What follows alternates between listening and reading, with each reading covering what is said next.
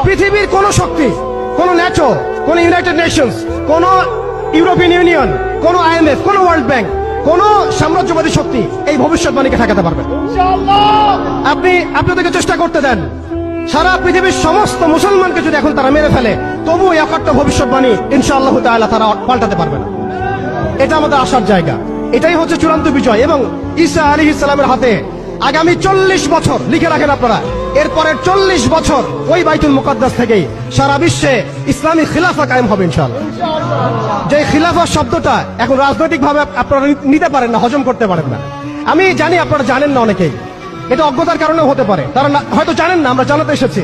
এই যে খিলাফা শব্দটা তারা নিতে পারে না, এই খিলাফাই হবে পৃথিবীর শেষ শাসন ইনশাআল্লাহ। এই খিলাফা দিয়ে বিশ্ব শুরু হয়েছিল, এই খিলাফা দিয়েই বিশ্ব শেষ হবে। ঈসা আলাইহিস সালাম 40 বছর ওই জেরুজালেম থেকেই এই বিশ্বকে শাসন করবেন ইনশাআল্লাহ তাআলা। এটা লেখা হয়ে গেছে কুদিয়াল আমর। এটা